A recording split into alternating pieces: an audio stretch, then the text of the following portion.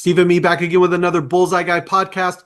A little bit different this time. A great interview with Frank from Horasis Global. If you haven't heard of Horasis Global, you certainly need to know about it. An amazing, amazing event. Great stuff they're doing. But when I was doing the Zoom, the cameras didn't quite work. So the whole interview with Frank is just him on camera, which is okay, but it looks a little awkward. So I'm just giving you a little preface up front that's what's about to happen. But again, if you don't know Frank, I'm going to share with you a little bit of information here in advance.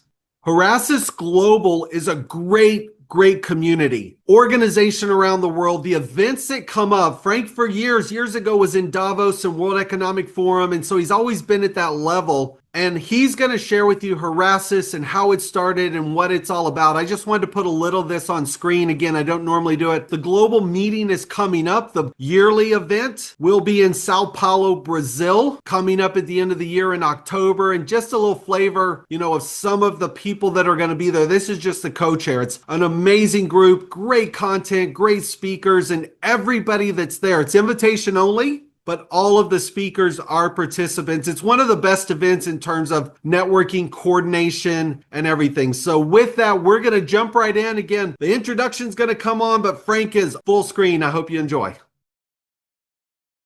Steve and Meade again, back with another Bullseye Guy podcast. Super excited, as always, to interview Frank, who I've known for a while. We're at global events around the world. Amazing individual, but he also has one of his events that we're going to talk about that's one of my favorite and tops in the world. And with that, we're going to jump right in. Frank, for those people who don't know you, let's go a little bit back in your history, because if we jumped right into Horasis Global with the people that show up in the amazing events, there would be a lot of questions about how did that happen? So let's go back to some of your background. Let's start, as you said, in Asia and give some people context on you and where you come from. Thanks, Stephen, and thanks for the opportunity. We are hosting the Horasis meetings now for already 20 years, and we are gathering business leaders, change makers from all around the world with a strong focus on the global south. So Asia, Middle East, Africa, and Latin America. This year's summit will be held in Sao Paulo in Brazil in October. And how it all started, it's a bit maybe my own personal biography. I was always looking into foreign countries, traveling around the world as a student, starting with my backpack on a $10 basis per day, traveling actually in Latin America, later on the Silk Road. And when I finished my studies, Stephen, I studied in Europe, partly in Mexico, and then I did my PhD studies in Japan. I said, let's also work there, and not just back in Europe where everything is safe and stable, maybe too stable. And so my first major job actually was in Beijing. I lived in China for 4 years, being the country CFO for a large European multinational. And yeah, that's how it all started in a way, discovering foreign cultures, foreign languages, and the business there. And I've seen the need for dialogue, bringing people together and making the right connections. And so did that lead to, because I know there some early participation in Davos and WEF and things like that. Is that sort of what led you into your early foray with Davos and the World Economic Forum? Yeah, I was always writing articles, writing books, mostly writing about Asia, Asian economies. So I wrote a number of books on China in particular. And one day, to my surprise, I got a call from Geneva inviting me to join the World Economic Forum. I guess a major reason they wanted to get me was my language capabilities, because I speak Mandarin and I speak also Japanese. I did my PhD studies in Japan. Wow. And at the time, the World Economic Forum wanted to develop more into the Asia region. And so that's how it all started. So I changed careers and moved to Geneva, and I worked for the World Economic Forum for 4 years as the director in charge of Asia. And what year was that? Let's go back, because there's some conversations around that from then and now. Right. So I started in 2001 and I left in late 2004. So yeah, basically 4 years. And then, yeah, everything else is history and legacy because I founded Horasis as I wanted to be my own boss. And I've seen that, there's a lack of focus on emerging countries. And that's what I wanted to do. Well, we'll stay on Davos for a minute because you said something interesting, Frank. You've been there as long as I have. I didn't know you had worked there. I've been that many years. When you say lack of focus, the World Economic Forum this last year to me was 10% economics and 90% everything else. It's just diverged so much in the messaging and just it seems to have gone so far astray outside of the few people that are in, the Congress Hall. I think that particular event is just kind of strayed from its roots. I think the World Economic Forum is still maybe the best summit of its kind in the world, gathering world leaders once per year in January. But yeah, maybe some people feel that it's lost a bit its focus on business, on economies, like, in the early days when it was founded. And so we are maybe a bit like, Davos in the early days when people still meet in on the streets outside the Congress Center, not many bodyguards around, and you can kind of run into a president, a head of state. And that's a bit, the feeling participants at Horasis might have. As we very much focus on the real dialogue and the idea of sitting around the fireplace until late night and debating the current state of the world, and not so much focusing on the kind of commercial impact and all these side events and consultancies running their side events. So we are a bit like, yeah, as I said, like Davos in the old days, or maybe like a Davos of the future, because we very much now focus on emerging countries. We are also using technology. We are about to create something like a Horasis metaverse, where our participants can connect and communicate and also work on projects. So let's talk about that then, because again, you've jumped into Horasis and not everybody would know what that is. Let's go back to Davos World Economic Forum. When you were there, what did you see differently that you wanted to do when you started Horasis? What was your vision back when you started it, not only to work for yourself, but what did you see you could do differently and wanted to do differently? Yeah, first of all, you mentioned the word vision, and that's very much what we do. We try to create scenarios for the future. We want to shape the future. We want to inspire the future. Horasis is ancient Greek. It means visions, basically, and the future. So we are very future oriented. We are not so much looking into the past or the status quo. It's just like, an entry point into the future. So that's one main difference, maybe, as we are, so much focusing on the future.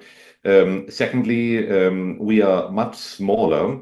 In Sao Paulo, we have 1,000 participants, and here it's maybe the main difference to Davos or any other conference. In our case, everybody joining is also speaking on a panel. So it's really like a peer-to-peer approach where everybody is contributing in some way and not just sitting in the main hall and listening and applauding. So that's maybe Yeah. the main difference, as I've seen that we need this peer-to-peer approach where dialogue is so important, and even using the wisdom of the crowds where we can, add opinions, shape opinions, and always believe, Stephen, that 1 + 1 is not 2, but potentially 11. As we use this power, we use the wisdom of the crowd and trying to create a better future. Yeah, and when you started it, Frank, what did you want? Let's talk some about the participants, because the participants you have are amazing and heads of state and everything. What did you want the participants to be, and what did you want the kind of dialogue and theme and ethos to be? Was it because again, if and we're not picking on World Economic Forum, you got World Economic, you've got Qatar, you've got TED that are kind of inspirational speakers. What did you want Horasis to be in terms of content and theme and participants? So we usually avoid the term speakers because we don't really have speakers. As I mentioned, all participants are panelists and contribute with opinions.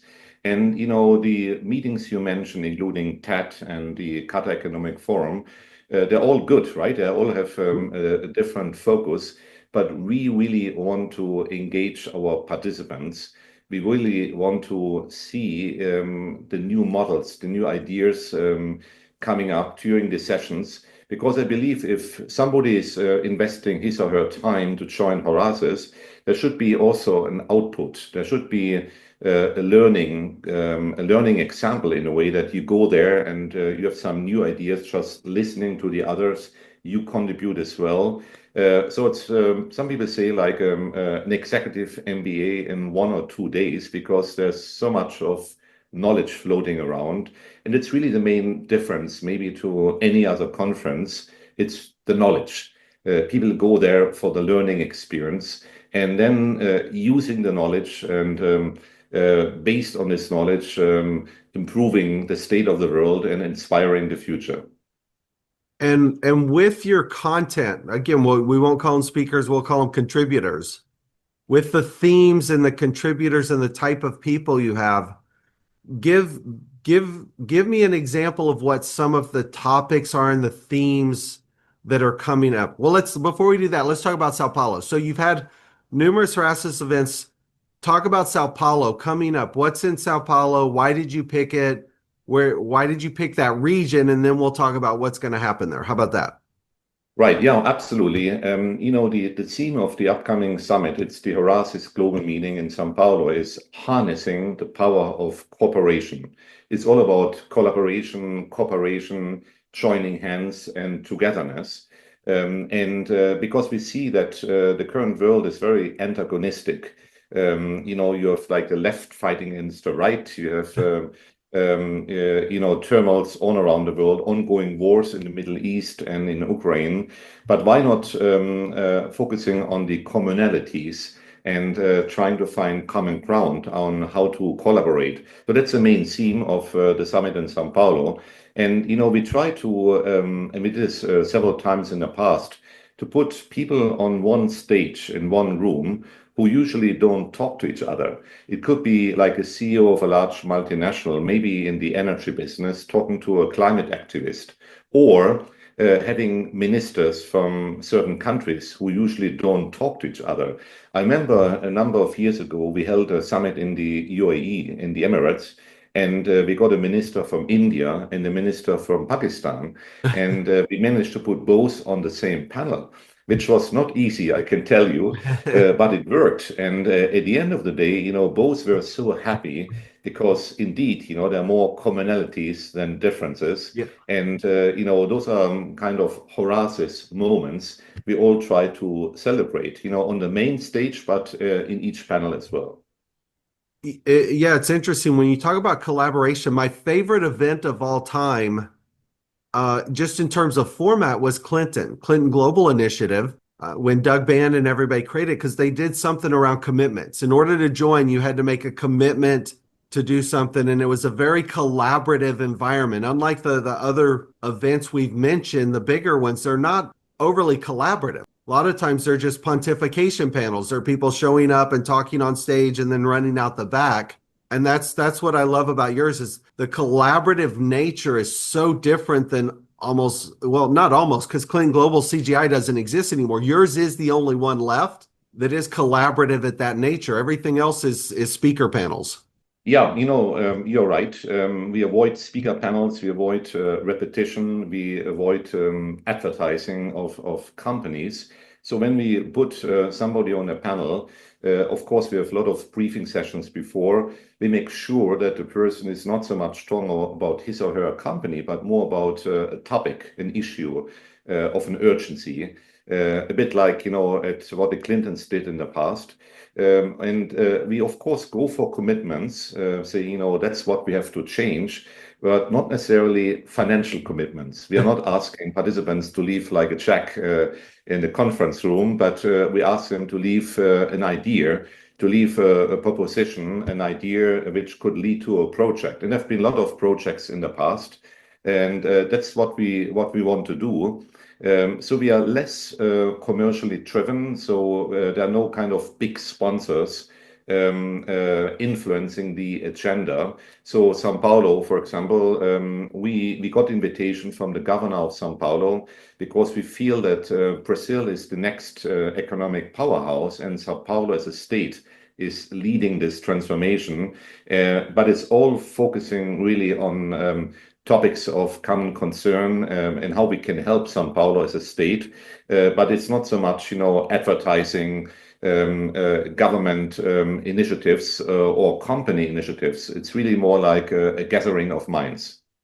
And so talk to me about some of let's cover both. Talk about some of the topics that are going to be at Sao Paulo this year, and then some of the participants. Just kind of give people a flavor of what it is, because not everybody's going to understand it. And if they haven't been there, they're certainly not going to.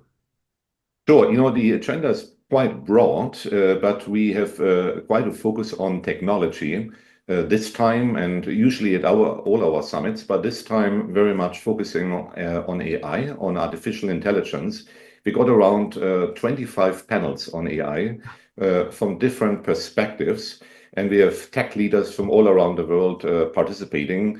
We are, of course, also talking about tokenization, about blockchain, about digitalization, about the metaverse. We are talking about how supply chains are being changed. A second big block, Stephen, is the economy. So we have sessions on economic outlook, on foreign direct investment, on venture capital. A third major block is climate change, as our summit is just prior to COP30 in Belém, also in Brazil. Mm-hmm. Yeah. So we have several sessions on climate change, but not so much from an UN perspective, telling everybody what they should do to conserve nature. But it's more practical. We talk about climate technologies and what we can do practically to curb climate change. So we have several panels on that.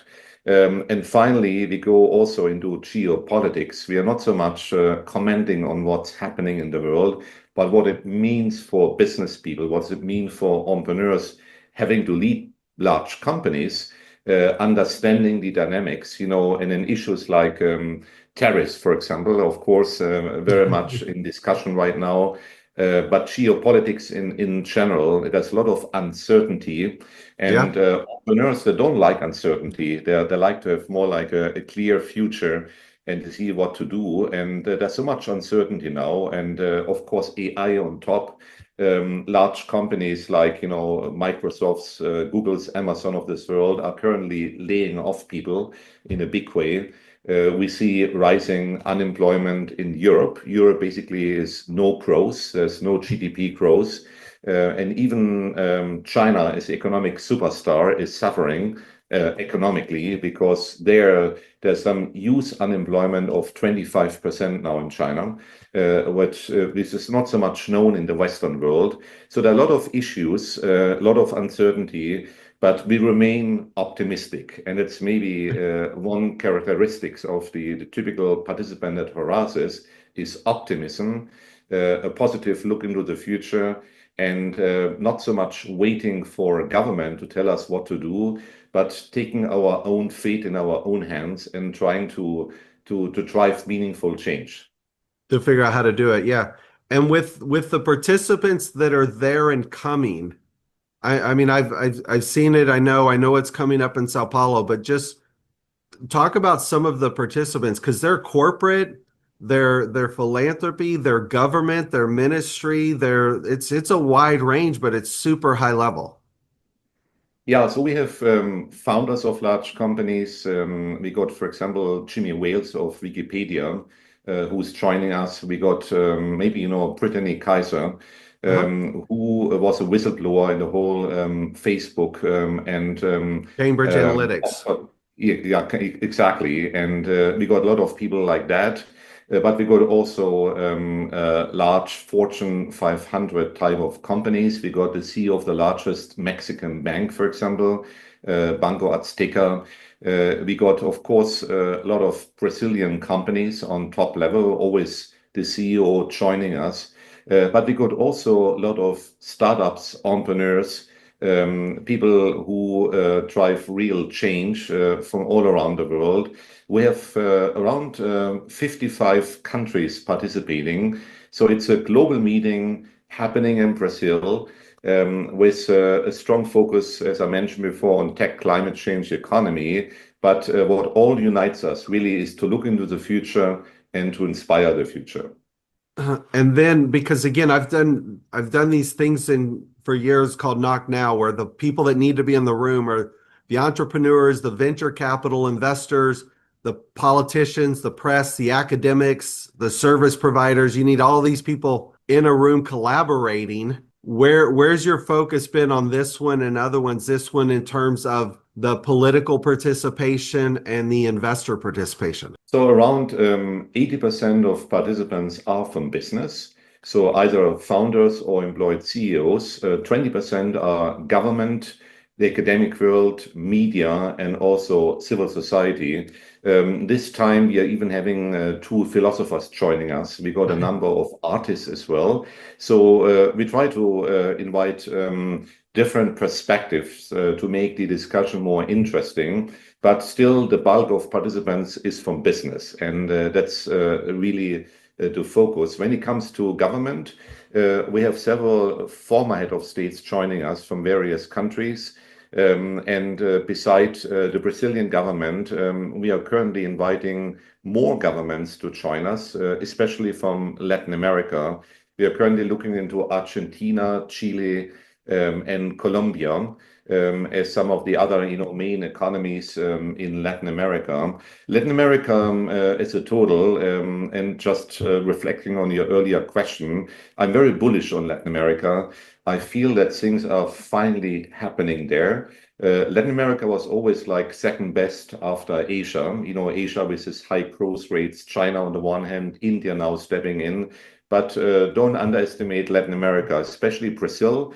We got some amazing companies in Brazil in the area of fintech and payment systems. There's a bank called Nubank, which is one of the largest non-bank banks in the world, and the founder is also joining us. And Brazil is really taking off finally, and starting from a strong basis in agro business, natural resources, now moving into fintech and anything digitalization. Yeah, fintech. Farfetch was out of there, which is we tried to do Farfetch years ago here in LA. A friend of mine, Ken Feldman, and I tried to do Farfetch. It was just too far ahead. So Farfetch has done well out there. And then Colombia also. We're doing a lot with Colombia, and the presidential elections and stuff are coming up. I think there's a lot of opportunity between Colombia, Brazil, and that whole corridor. What Colombia is doing in Medellin, what Sao Paulo is doing, there's a lot of opportunity there. Yeah, you mentioned Colombia. Medellin is like the new Silicon Valley type of city area in Latin America. A lot of creativity. People in Latin America actually are extremely creative. And you see it, when you go to Sao Paulo, there's so many interesting startups. What is missing still is a venture capital kind of ecosystem like in the US, but it's happening now as well. A lot of US venture capital is moving there, and there's a lot of homegrown venture capital as well. Yeah, that's what I for years ago I studied. I call it the business life cycle, where Silicon Valley for years had mastered it. Now it's broken. You can get money anywhere, but Silicon Valley had companies that were funded, grow, exit, and those exits, the founders would come back in as angels and reseed in that area. And Medellin, much like Chicago and others, until you get a business life cycle of the people having an exit and coming back in and reinvested, you really have to build that initial early stage capital is the hardest. Yeah, it is. And mentioned the life cycle. Indeed, when a founder is selling maybe his first business, his second business, he very naturally might move into like the angel or VC business, investing himself. By the way, you mentioned venture capital in Silicon Valley. We are also hosting a small summit in the Silicon Valley this year in September. It's called the Horasis Visionary Circle. It's a group of 20 very wealthy individuals, usually billionaire entrepreneurs, who meet once per year privately over a long weekend. So this year in Palo Alto, in collaboration with Stanford University. We moved this meeting also around the world. Last year it was held in the UK, in London and Cambridge University. The year before in Liechtenstein, which is a country not many people know. Of course, it's one of the smallest countries on earth, nestled between Switzerland and Austria. And we spent some time with the monarch in his castle. This is something we usually don't advertise too much because it's more like a private gatherings. We are not publishing the names of participants. But you see that there's a whole range of summits we are hosting every year. There's also an upcoming summit in Dubai in late November. And we are looking into a big summit in India as well. So let's talk about the big one coming up that is there, which is Sao Paulo. What are the dates on it? How does somebody find out more information? What's the format through the couple of days? So basically, 7th to 10th of October, on the 7th evening, there's an opening reception and dinner with the mayor of Sao Paulo speaking. And then we have 3 very intensive working dates, the 8th, 9th, and 10th. We usually start early morning, 7:30, with the first round of panels, serving strong Brazilian coffee, of course. And then we go until very late in the evening with receptions and entertainment.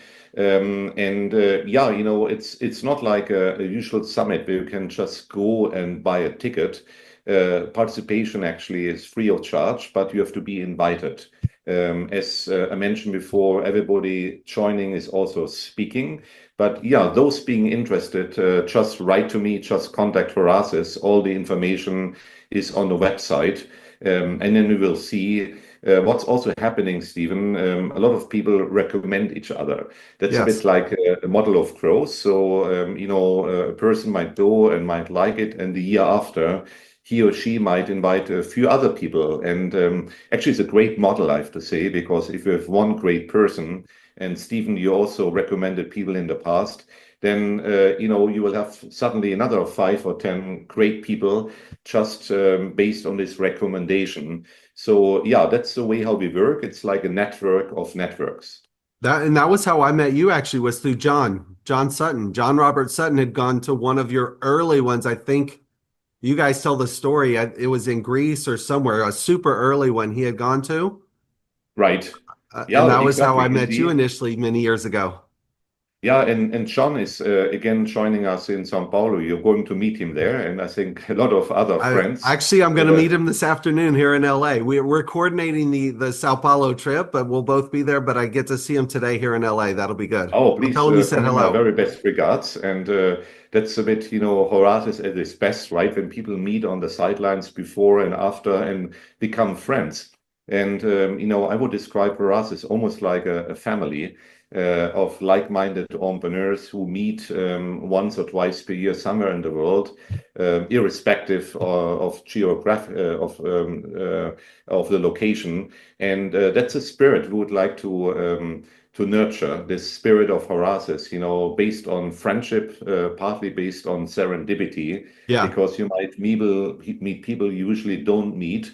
And then, suddenly friendships evolve and people come back year after year. Yeah, of course. So in closing, Frank, what do you want to leave with us, a thought for Horasis, not only Sao Paulo this year, but, moving forward into the future for future events? Yeah, I think, we should all be open and accept diversity, foreign cultures, and embrace culture, embrace that the world is a beautiful place to be on. Of course, always respecting nature, respecting your neighbor and your other people, and working jointly on a better tomorrow. Perfect. And the website I'll put up and everything. It's actually, I'm looking at, it's horasis.org for anybody Exactly. that wants to check it out. So, all right, Frank, super excited. Thank you so much. Sorry I missed you in Doha, but I look forward to seeing you in Sao Paulo. Absolutely. Stephen, see you in São Paulo and have a great meeting with John this afternoon and great talking to you. Thanks so much.